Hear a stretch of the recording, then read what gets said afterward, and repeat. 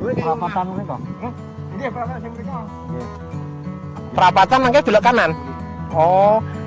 Ten gini Pak sinten nggih nika sing nembokke nika? Pak Badri.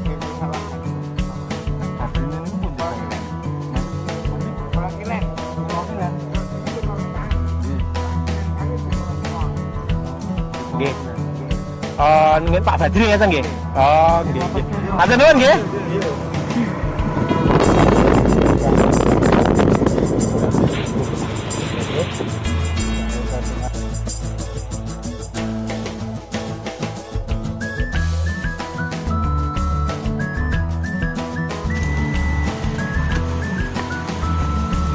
Oke, teman-teman, kita mau coba naik ya, naik ke Watu Lumbung. 这一次我真的睡着了。 Ternyata jalannya naik terus.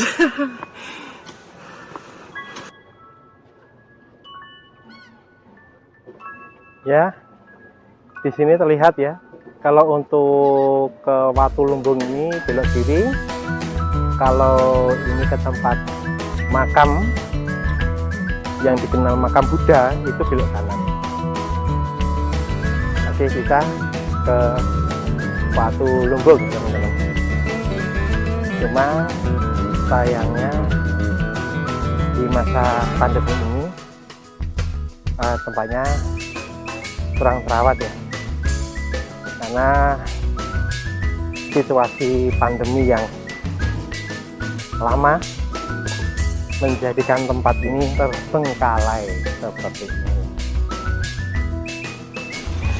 Jadi untuk tempat lokasinya ini tidak terawat. Mudah-mudahan masa pandemi segera berlalu ya teman-teman semuanya, jadi semua aktivitas bisa berjalan kembali. Nah, ini Watu Lumbungnya ini. Jadi ini batunya yang nongol ya, seakan-akan batunya itu mau jatuh ke bawah ya. Nah, ini yang dinamakan sama masyarakat di sini, ini adalah Watu Lumbung. Nah, itu Mas Agus sudah sampai di Watu Lumbungnya ya. Jadi tempatnya seperti itu. Ini kalau saya ke sana ini harus melewati itu bareng-bareng itu. Dah, saya lihat dari sini saja ya teman-teman ya. Sudah kelihatan ya Watu Lumbungnya. Jadi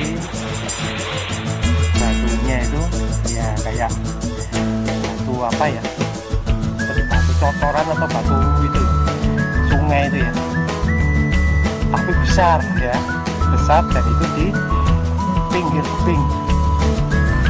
Hati-hati ya Mas Agus. Tempat seperti itu.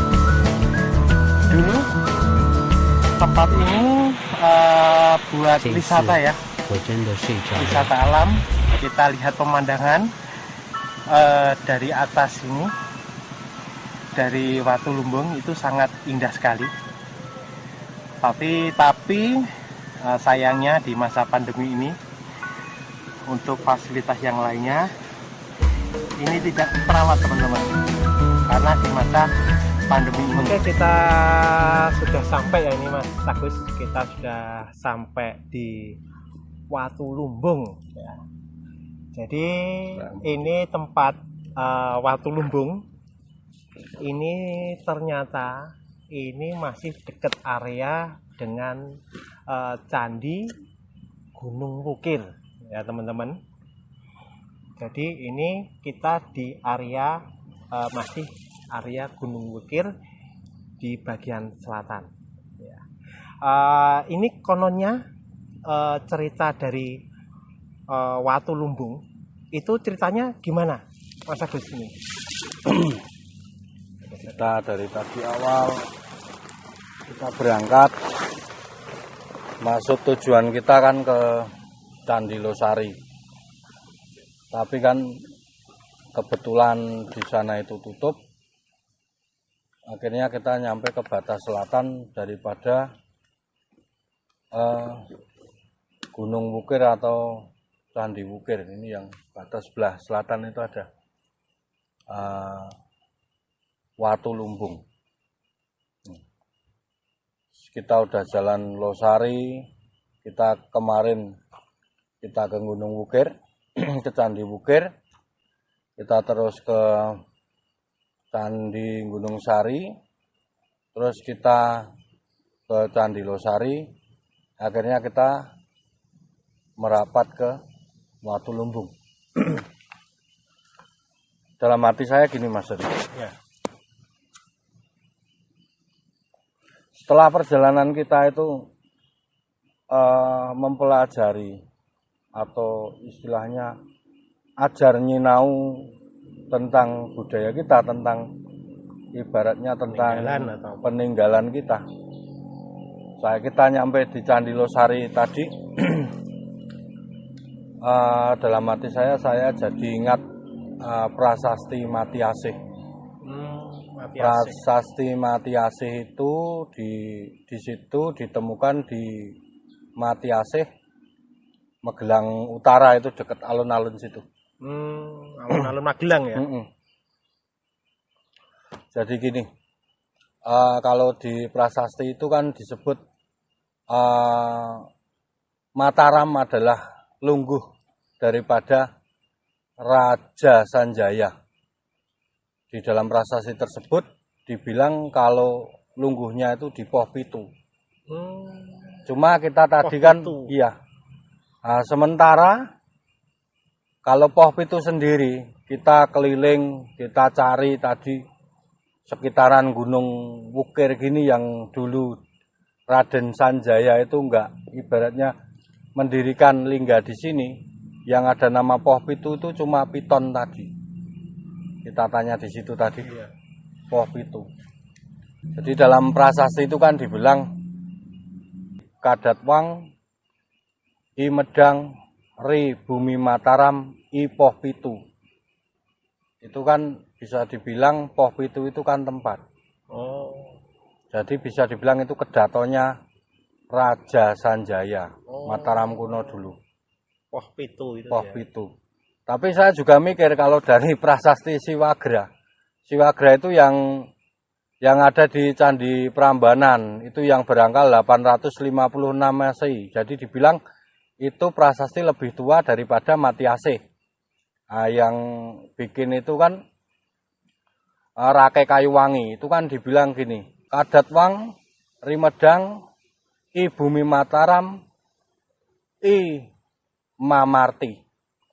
Jadi kita sampai di sini, kita pikirnya gini Jadi Mataram kuno itu kesimpulannya mungkin dulu itu dua, kedaton itu dua, satu Poh Pitu, satu Mamarti, Mamartipura. Singkatnya dua buah ibu kota yang saya bilang kedatonnya Mataram kuno.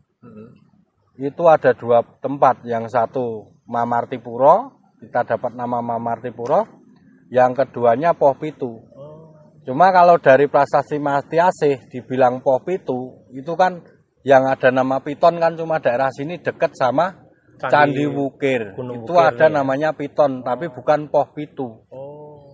Nah, cuma kalau untuk areal Mataram saya bilang itu kan dari Magelang sama Sleman, itu dibilang kerajaan Mataram kuno. Mataram kuno ya. Era Sanjaya. Era Sanjaya, Raden Sanjaya. Raden Sanjaya.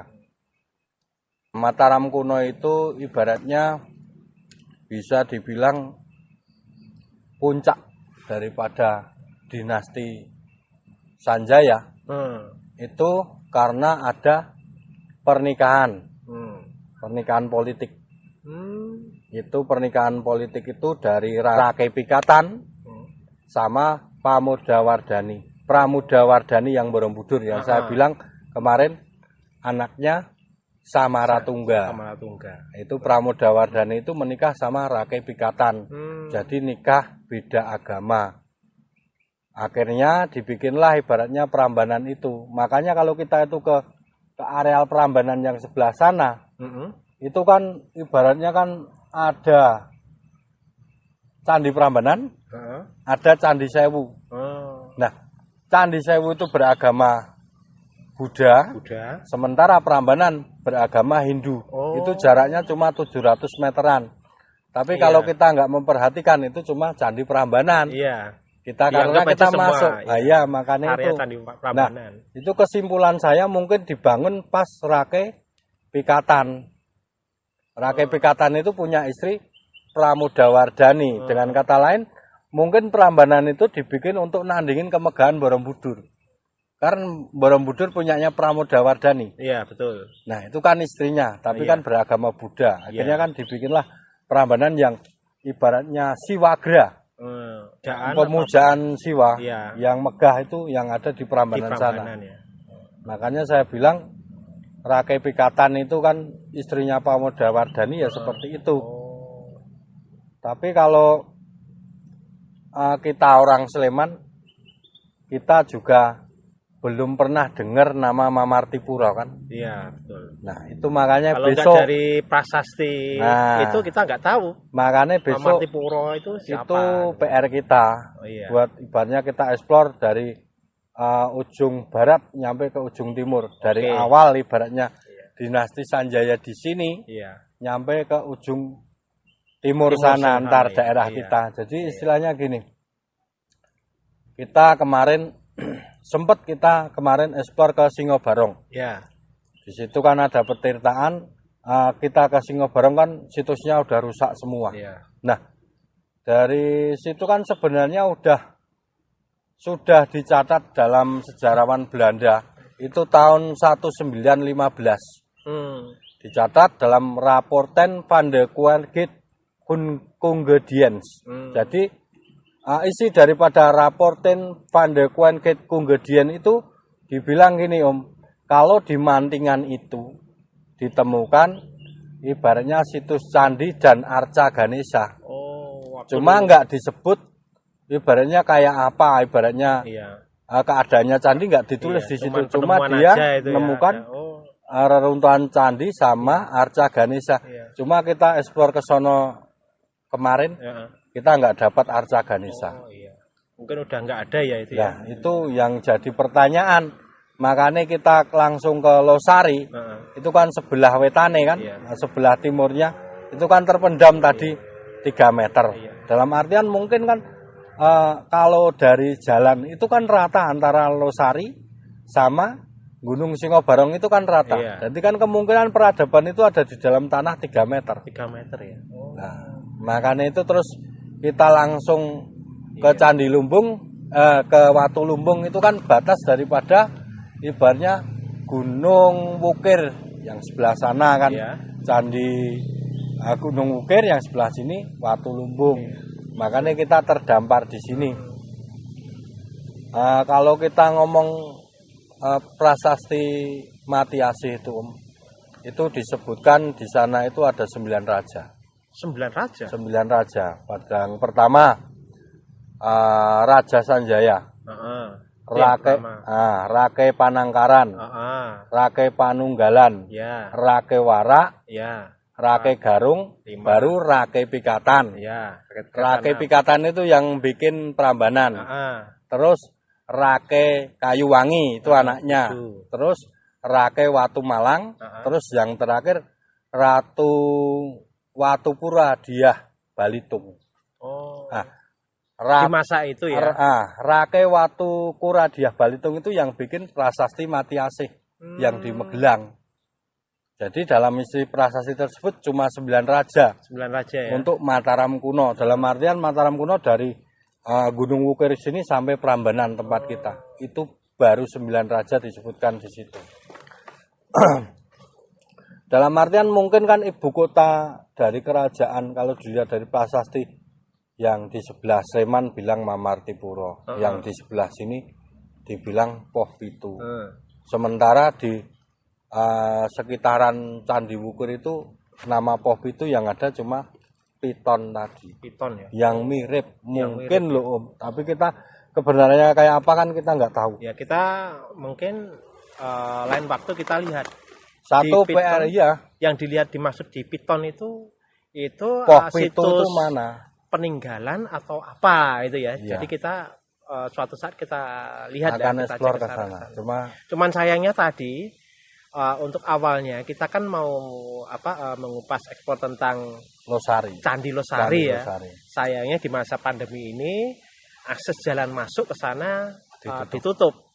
Wah, ini ternyata Candi Losari itu ditemukan dari permukaan tanah itu kedalaman 3 meter.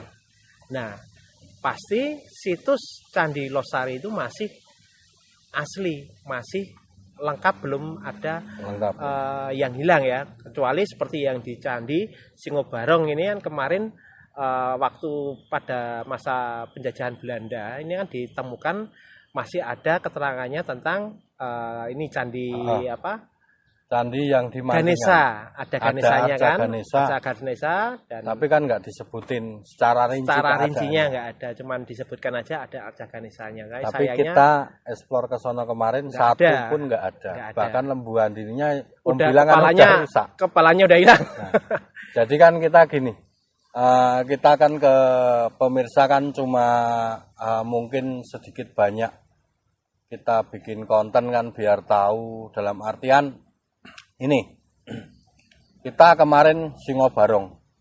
Singobarong itu misteri apa? Misteri harta karun orang mencari emas. Ya. Terus kita ibaratnya ke Gunung Wukir, ibaratnya Gunung ke Sari. ke makam Hindu. Ya kalau dikenal sini makam Buddha. Makam Buddha ya. Ya. Makam Hindu. Makam Buddha, betul. Ya. Nah, itu kan saya menarik kesimpulan gini Om Heri. Dari Singobarong itu kan belum ada yang orang nyari harta karun itu berhasil. Iya. Nah, itu kan dalam artian gini Om. Bumi ini cukup untuk memenuhi kebutuhan setiap manusia. Iya. Tapi tidak untuk keserakahan setiap manusia. Betul. Kita harus ibaratnya nggak usah kita melihat masa depan itu dengan mata buta, dalam artian karena masa lalu dari peninggalan sejarah pun bisa buat kaca benggala kita buat lebih baik di masa depan. Ya. Ya kan seperti itu kan. Ya. Dalam artian kan ibaratnya gini. Kalau orang Jawa gitu itu kan ada ular-ular Jawa kan bejo-bejone wong kang lali seh bejo wong kang eling lan pas podo. Ya kan? Betul. Dalam artian itu cuma kita bisa narik kesimpulan cuma kayak gitu. Karena harta karun mana yang berhasil? Karena pesugihan mana yang ibaratnya bisa, ibaratnya buat barokah kita. Iya. Walaupun bisa, semuanya pasti ada timbal baliknya. Ya. Ada resikonya. Ada resikonya. Nah, itu yang membuat kita sebagai manusia itu godaannya hidup ini seperti itu. Betul. Karena ini ya istilahnya jin ataupun makhluk halus yang lainnya ini untuk mempengaruhi ya iman kita dengan berbagai macam cara.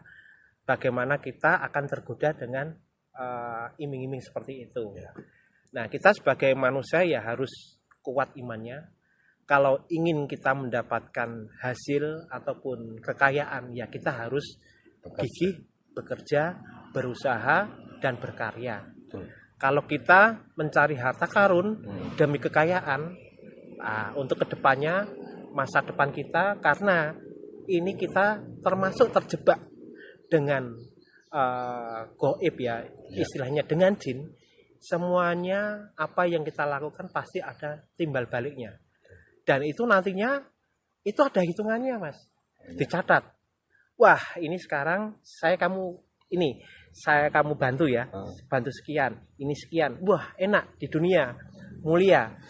Tapi setelah di hari kemudian, jangan pergi dulu, ada hitungannya. Ya. kamu harus bertanggung jawab ini. Kamu sudah saya bantu beberapa tahun. Makanya- Nah, itu yang menjadi kita sesat nanti di sananya. Kita terjebak nanti dengan adanya pesugihan itu tadi. Ya. Ya. Saya kira seperti itu, Mas Ya. Agus. Ya wis. Iya. Oke, gitu dulu. Hmm. Oke, teman-teman, untuk hari ini, untuk kita penjelajahan tentang Watu Lumbung yang ada di area Gunung Wukir ya, saya kira cukup sekian dulu ya teman-teman. Di lain waktu kita akan menelusuri kembali tempat-tempat situs peninggalan dari kerajaan Hindu Mataram. ataupun Buddha Mataram dari kuno. kerajaan Mataram kuno. Oke, teman-teman, jangan lupa klik like dan subscribe-nya supaya kita lebih semangat lagi untuk membuat video-video yang terbaru untuk teman-teman semua. Oke, begitu teman-teman semuanya. Assalamualaikum warahmatullahi wabarakatuh. Waton Wani 57. Yes!